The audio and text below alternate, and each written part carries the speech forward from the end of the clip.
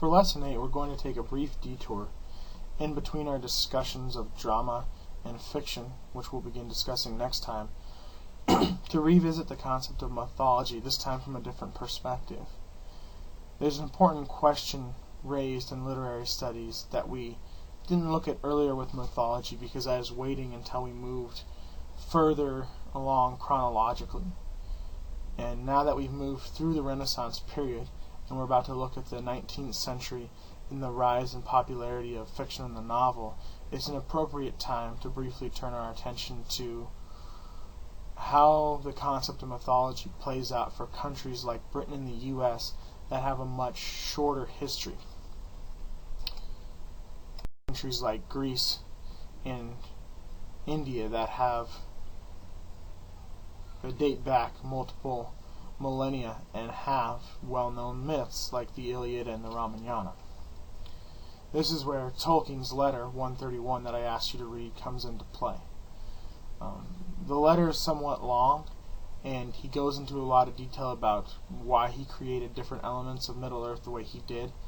Those parts, while certainly interesting, aren't necessarily pertinent to our discussion, so you don't necessarily need to read the whole letter. There's a couple of main ideas I'd like you to be able to pull from it, and we're going to go over those now. The first, and this is the main argument of the letter, is that Britain lacks the type of rich mythological background that the Iliad, the Metamorphoses, and the Ramayana, or other similar texts, those are the three myths we read in our class, provide for other countries. And so that's half the argument. The other half is that he plans to provide a mythology for Britain with Lord of the Rings. I would say that the same can be said for the U.S., and we'll go into why in just a minute. For Britain, for both countries, the issue is that they have a very short history. Britain's is much longer than the U.S., but relatively speaking, compared to countries like Greece and India, it's a very short history. The area, the British Isles, that Great Britain occupies right now, was originally occupied by disparate tribes that weren't organized into a unified nation, that were scattered about the British Isles. And they did not become unified for a long time. And during that time they were conquered by numerous other groups, such as the Celts, the Romans, various German tribes more recently, and those German tribes are referred to as Anglo-Saxons, which is, where that term comes from and why we talk about Anglo-Saxon history in reference to Great Britain like we did back when we were talking about Beowulf. Because they were one of the last groups of conquerors to come through before unification, and so England didn't become a unified kingdom until the 10th century. So that's a very short history. Really only 1,000 years since it, just a little more than that, since it became more unified. And then even then, scholars would still debate when it really began to take shape of the Britain we know today. A lot of people would say that didn't happen until the Renaissance. Some maybe even later. So, and the way we conceptualize Britain as a nation, at the most, it only dates 1,000 years back, depending on your perspective, maybe even less. So, while that's much longer than the history of the U.S., which we'll look at in just a second, much, much shorter than, say, Greece or India, countries that have well-known myths like the Iliad and the Ramayana. Same can be said for the U.S., and this is obvious when you think about the Declaration of Independence being written in 1776. That's kind of the moment most people cite when that document is composed and we declare independence from Britain. That's obviously there's still the Revolutionary War and some time there, forming the nation and the first laws, etc., and the Constitution. So, any time between 1776 and the early 1790s you could cite as the beginning of the U.S., but 1776, because of the Declaration of Independence, is usually celebrated as the founding of the nation. Like in 1976 we celebrated the bicentennial. But that's still just barely, not quite even 250 years, 249 years. So that is extremely short for how large and powerful the U.S. is. There's not a country anywhere near that size and power with that short of a history, which makes the U.S. a unique case. You might ask, why is this question important? Well, Britain and the U.S. are two of the larger, more powerful countries in the world, and also, and universities that I mentioned before, Western universities, particularly in the U.S. and England, where you're taking class now in the U.S., in English-speaking countries, British and American literature are predominantly taught. There'll be classes offered in world literature and in literature from other countries, and ASU does a good job of offering some of those. But in terms of the core requirements and the classes that dominate the curriculum and the material you'd be required to know for different exams and what have you, British and American literature predominate. So essentially, the literature of two countries that don't have the mythological background. And so you typically don't read mythology in a class at a university unless it's an introductory class like this one where we're covering everything, or a class in world literature. In a class in British or American literature, you wouldn't read the Iliad or the Odyssey or the Ramayana or Metamorphosis. As far back as you would go would be Beowulf.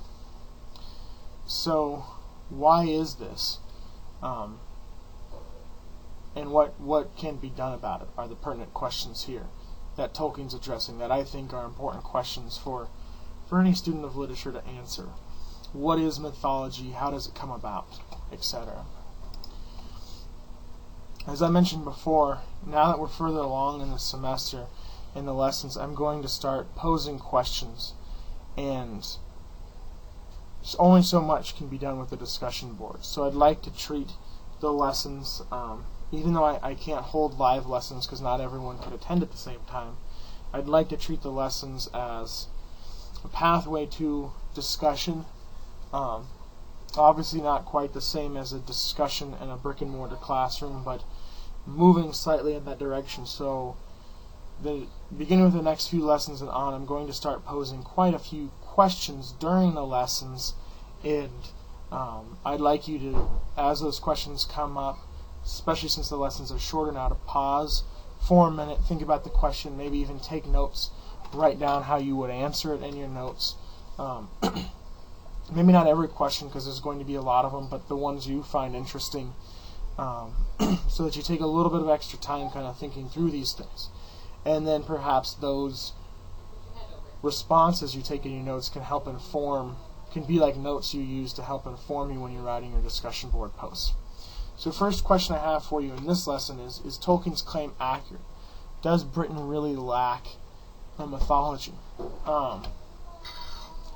Same goes for the U.S. I say my claim. Tolkien doesn't really talk about the U.S. He's not concerned about the U.S., but if you look at the U.S., I think you see a very similar situation to what Tolkien's talking about with Britain in the letter. So I think makes sense only to pose it, since most of us are probably living in the U.S. I know not all of us are, but the class is at a university based in the U.S. And the reasons I mentioned before about British and American literature at universities. So, do these countries actually lack a mythology, like Tolkien and I say? One way to think about that is, what images or narratives come to mind that can be considered part of British and U.S. mythology? Remember back when we were first talking about mythology, I said the reason why we study it is it still has influence today. There are certain ideas or themes or symbols that appear for the first time in mythology and predominate to this day, that are still used to this day, that can't really be replaced or substituted by another word or image. So we can't really fully understand how those terms or concepts or images are used culturally unless we understand the mythology. The Achilles heel was the example I used in Lesson 3 when we talked about that. It's a concept that implies a strong individual's only weak point, and there's not really another word for that, because if you just say weak point, it doesn't quite describe the same thing. So, the question I'm asking here, are there ideas or narratives, images, etc. out there culturally in Britain and the U.S. that have that kind of resonance, that have their deep own rich meaning, that can't really be, the same meaning couldn't be conveyed if you substituted something else in its place, and that image or symbol or whatever it is dates back a ways. It's not necessarily brand new. So take a few minutes and think, do these images exist? And if they do they constitute a mythology for these countries? And if they do, is Tolkien perhaps wrong then? Something to think about, so take a minute and think on that. Once you've thought on that, the way to really answer the question is Tolkien wrong or not, would be to look back and see where these images come from. Do they predate Tolkien? Or is Tolkien using them in a way that reinforces that these are parts of the country's mythology? So, if you answer that question, then you can answer, is this image that could be considered part of British or U.S. mythology? Is that image only around because it was introduced by Tolkien or another author? Even if it wasn't introduced by Tolkien, maybe Tolkien played up the idea or reintroduced the idea or helped it come to popularity for some reason that helps make it part of mythology, even if it predates him or another author.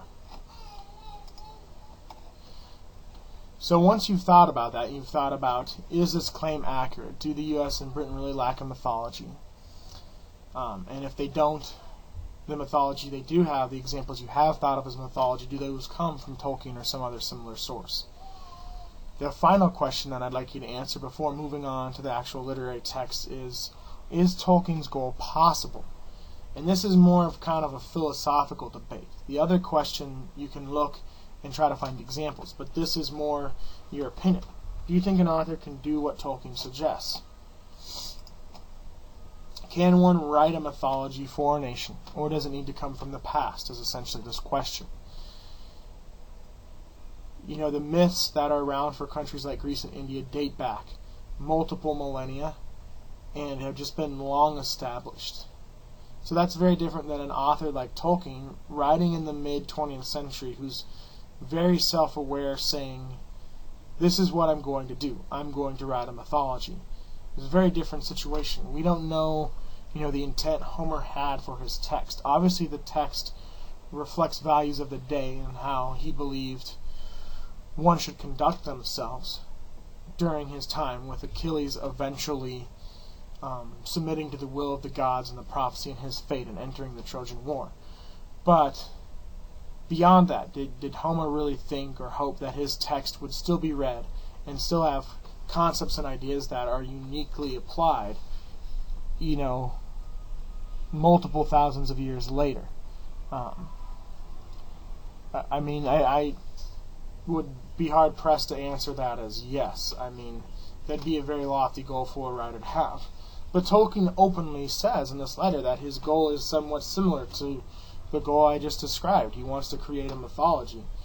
And Tolkien's writing in a time when writers are much more self-aware. At the time he's writing, departments and universities have been established, literature departments, and people are actively talking about the study of literature and how history and philosophy, etc., play roles in that. The way, outside of Plato and Aristotle, no one really was, way back in ancient Greece, and Homer predates them still. So that kind of self-awareness about the study of literature, I think, has to play a role in this question. And what do you think? Can an author, in your opinion, just set out with this as a goal and say, I'm going to create a mythology for this country through my writing? And think about the reasons why. Everyone, I think, is going to automatically have an opinion on that. But what would be your opinion on that? And why? What reasons would you give? Do you think a writer should or should not be able to do that, and why? So, something important to think about there. Alright, let's turn to the literary text. So, obviously, in relation to the Tolkien reading and Britain and the U.S., I've picked one text for Britain and for the U.S. For Britain, I think it was obvious I had to choose Lord of the Rings. Obviously, I wasn't going to assign you to read the entire book, because it's very long. So, I picked one chapter. And I picked this chapter, The Scouring of the Shire, because it's one of the few, and it may be the only major chapter not included in any of the film versions, even the extended editions.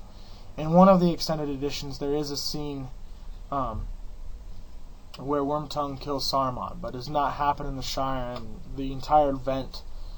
The death of Saruman is important, but in my opinion, what's most important about this chapter is what actually happens to the Shire in it, and that is not a part, intentionally on Peter Jackson's part, I think, not part of any of the film versions.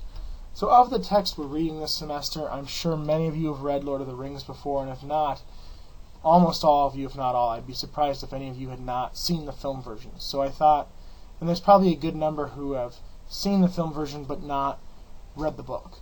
And so I intentionally chose this chapter for a number of reasons. I think it relates to British mythology.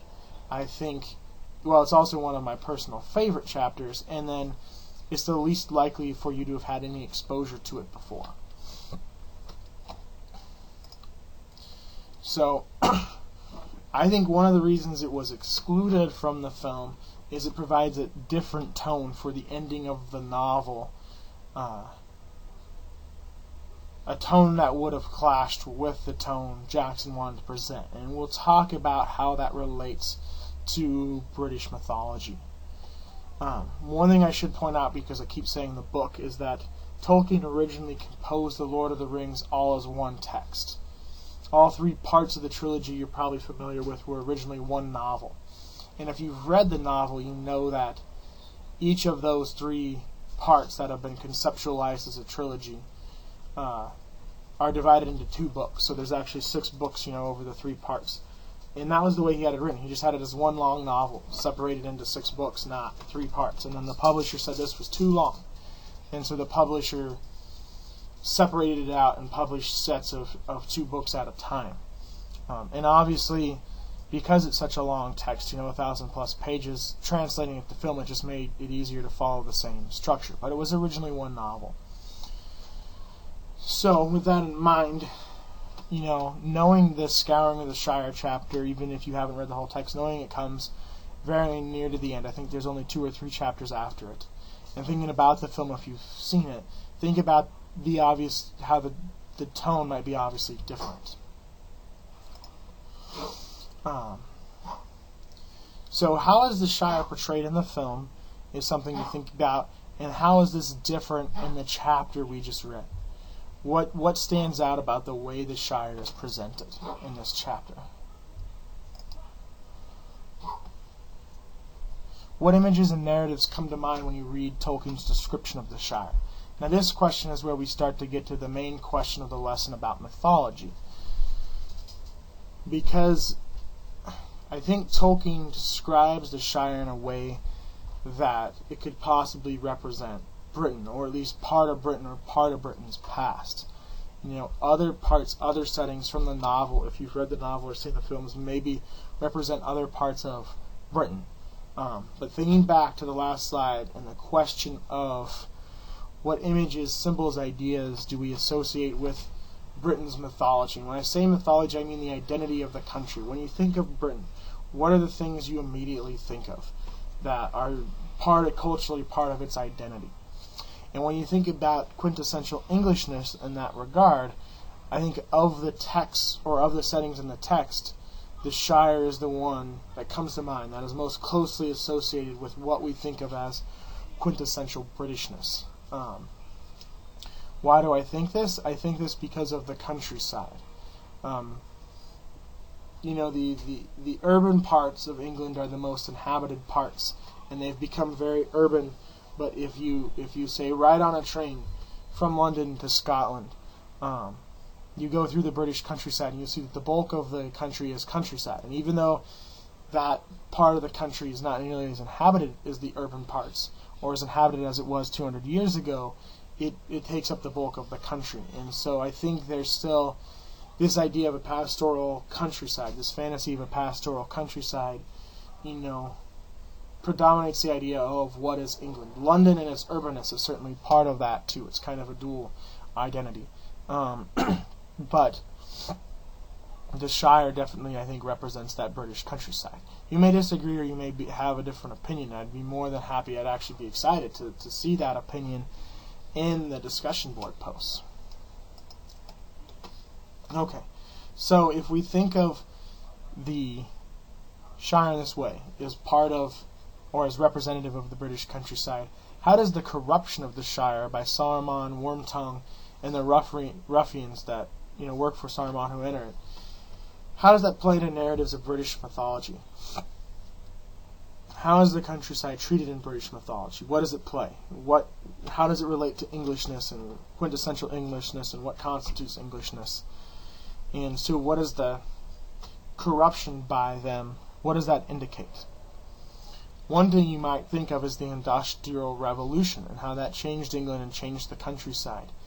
And perhaps Tolkien is lamenting this. I don't know for sure. It's a theory. I think it's a theory supported by the text.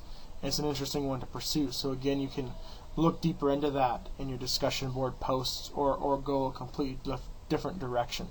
If you choose to ride on the Scouring of the Shire, you're also more than welcome to ride on Sleepy Hollow, and you don't need to ride on both. So finally, I think it's important before we move on to compare the Shire to Minas Tirith, which is the other kind of big important location from the end of the Lord of the Rings.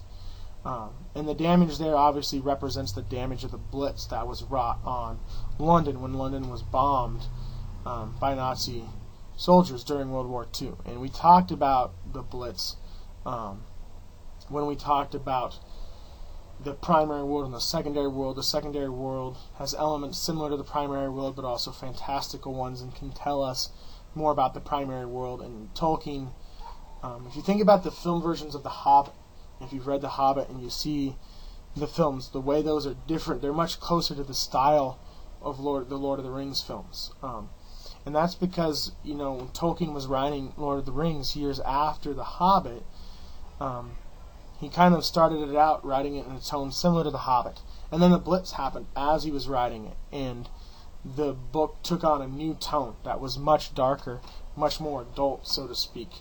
And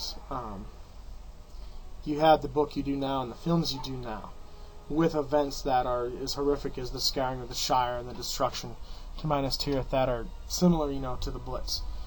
And so, I think it's clear the damage to Minas Tirith represents the Blitz. So one thing to think about there is Minas Tirith closer to London, if the Shire is representative of the countryside. And so these both places are both attacked and corrupted by the forces of evil in the book. So the last question I want to pose here before we move on, that is again a question that can help you with your discussion board post depending on how you answer it. How is the damage and the corruption to both of these places similar and different, right? Sauron is the agent of evil in the text. Obviously, Saruman works for him. So the damage to both places is wrought by the same kind of overwhelming force of evil.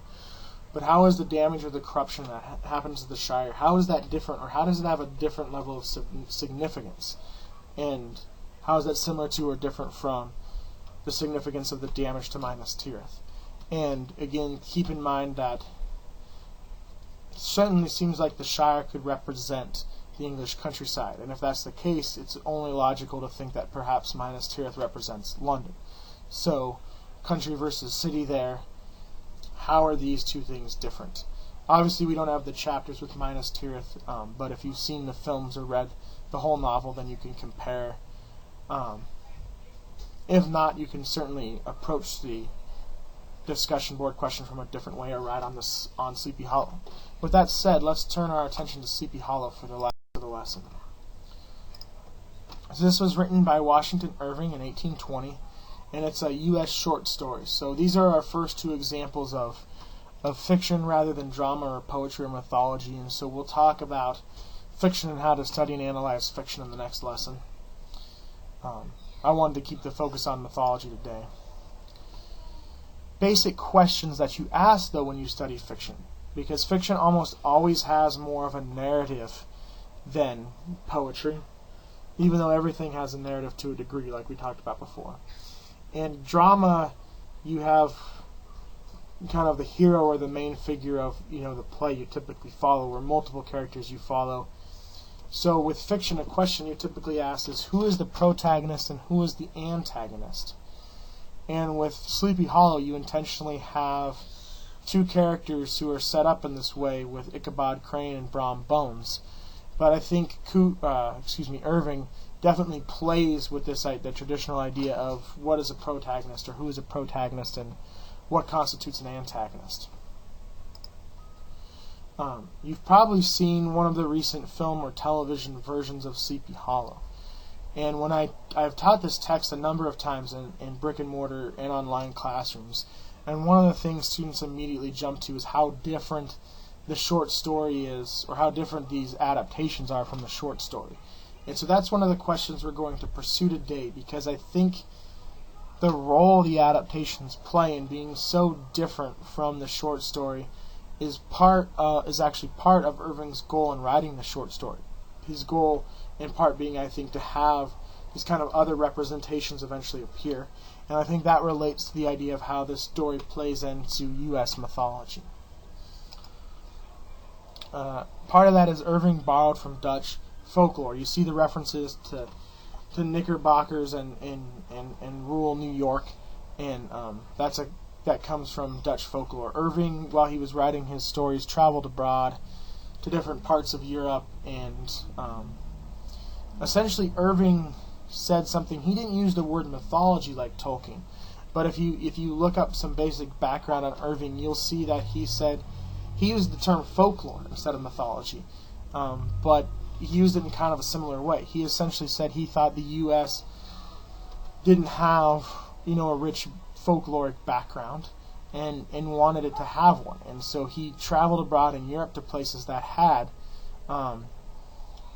rich folkloric backgrounds, to places like Germany and Holland, etc., and kind of looked into the folklore there and adapted and borrowed from some of that European folklore to develop his stories, which he thought could provide kind of a folklore for the U.S. So his goal, even though he uses a different term, is very similar to Tolkien's. And we could talk about the difference between folklore and mythology. Folklore is more localized. It's more specific to the region it comes from. It doesn't necessarily go as much into the kind of universal themes as, say, a Greek myth like the Iliad, which we're all familiar with today. We're talking about the differences here.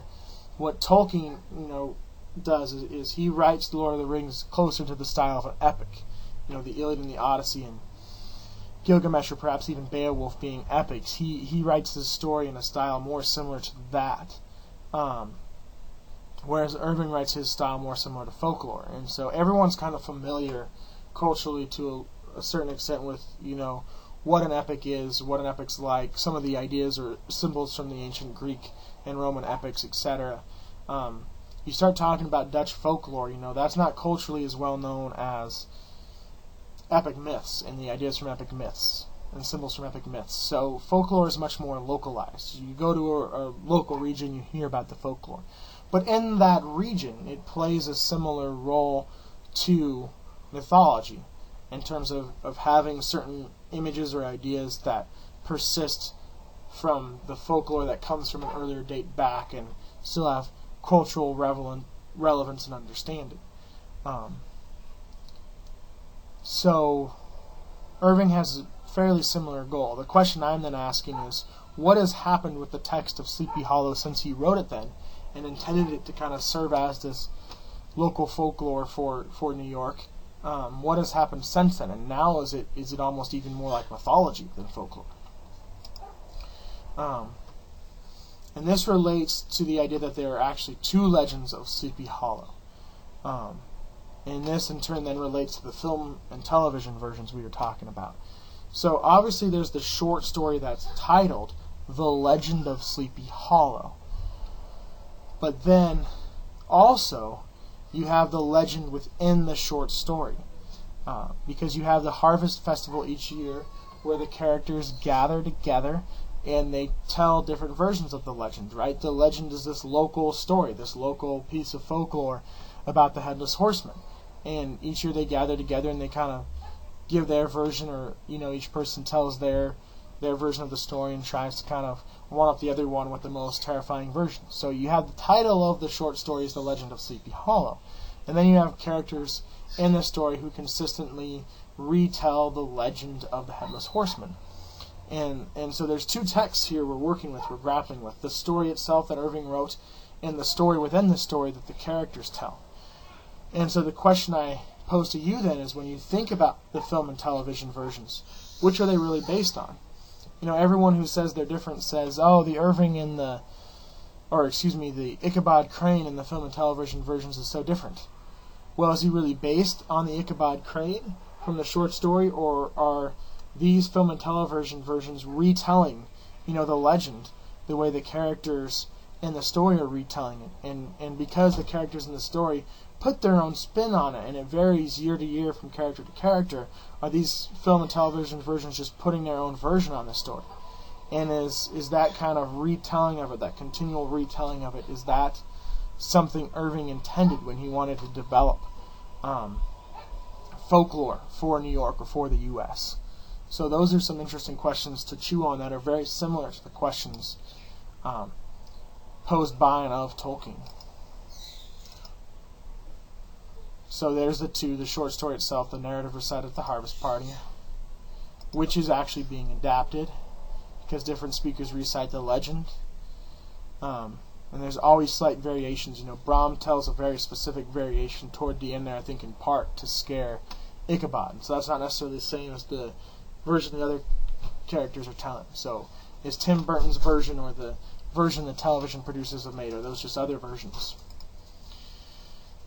In this sense, later in the semester we're going to talk about kind of the responsibility filmmakers have when we study film to be faithful to their adaptations of literary works they're making. The way Irving has created The Legend of Sleepy Hollow, the short story here with a story within a story, does that give filmmakers more leeway when adapting it than, say, just a traditional story without a frame narrative like that? Alright, a little bit more about Sleepy Hollow. I've got two slides here because I wanted to kind of give some basic background and then repose that question of who is the protagonist and the antagonist, now that we've thought through this idea of it being more like folklore and a story within a story that has been adapted multiple ways since then. When the story opens with the exposition, it feels like you want to think Ichabod Crane is the protagonist. And the recent film and television versions have certainly made him into the protagonist. But is this really the case? I mean, he disappears at the end of it and is never seen from again.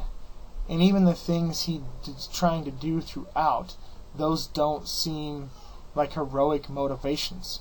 He seems like a bit of a schemer to me. He wants to raise his class standing, marry up by marrying Katrina.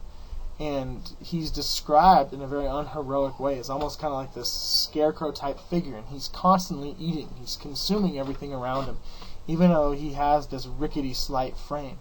And so it almost seems like he wants to consume Katrina and her wealth. So even though in the exposition he's described first and introduced first, and given that kind of background you would typically see at the beginning of a narrative for a protagonist, is Irving doing that intentionally?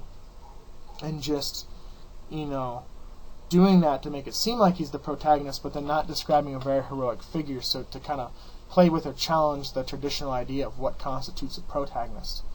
Same for the antagonist, right? The antagonist is the villainous type figure whose motivations and actions get in the way of the motivations and actions of the protagonist and what they're trying to achieve. Obviously, in marrying Katrina, this would be Brom Bones if Crane is the protagonist, but again, he's not a traditional protagonist. So, which is which? If we don't think of Crane as a protagonist, is Brom, even though he's a bit of a bully and not necessarily heroic either, is he really the protagonist? And that would then make Crane the antagonist, because by trying to marry Katrina, though it seems like he has less of a chance, he's still trying to get in the way of Brom's goals, which is what an antagonist does. He gets in the way or causes conflict that gets in the way of the protagonist's goals. So I think these roles can certainly be flipped, and in that sense I think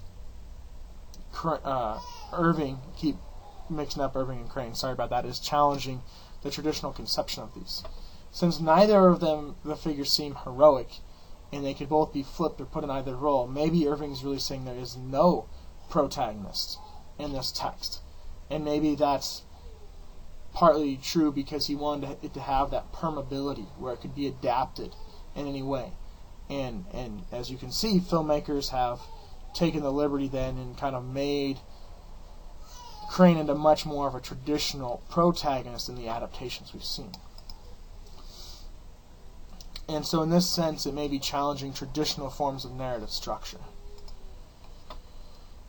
So with antagonists, we have the concept of villain. And with protagonist and antagonist, we come back to our main discussion of the semester of heroes and villains and how do they reflect kind of national narratives, national ideologies, common fears. How do villains represent common fears? In Sleepy Hollow, you have at least 3, if not more, references I can count to the Revolutionary War. Irving mentions it directly when he's describing the setting as the story opens.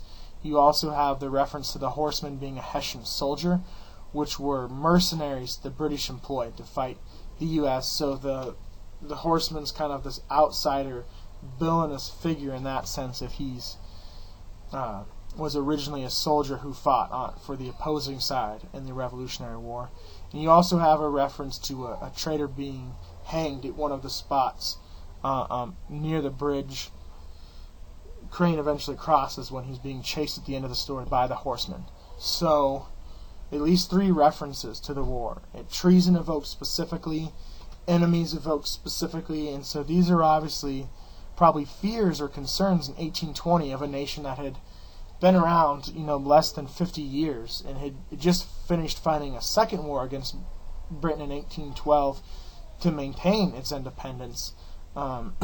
These are common fears. So as much as this story is localized to upstate rural New York and the town of Sleepy Hollow, it also engages on a national level with these national concerns through the references to the Revolutionary War. And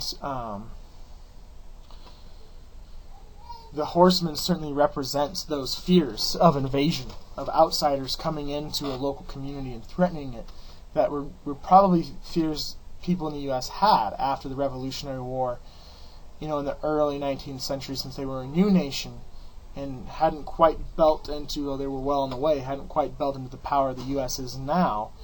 It was probably more of a feeling of precariousness of the nation. And so the threat of outsiders to that precarious new nation is certainly represented by the horsemen. The question I have for you then is it also represented by Crane? Because he's the outsider in this community, right? It seems like he would be the protagonist, but he comes to this community, wants to marry into the wealth of it and kind of consume that, and is eventually driven out. He's the outsider. So is he really a villain in this sense, threatening the stable community that on a micro scale is representative, symbolically representative of the newly formed U.S. nation? I think that could certainly be part of the way Irving is creating the story. And would that make Brom the hero or the protagonist then? Because, common way to read the ending is that Brom poses as the horseman, scares Crane, and Crane either dies or leaves after that event. So if Brom drives out the outsider and marries Katrina, he's an insider, not an outsider, who ends up marrying Katrina to this community. Does that kind of reflect this narrative of protecting a newly born U.S. nation?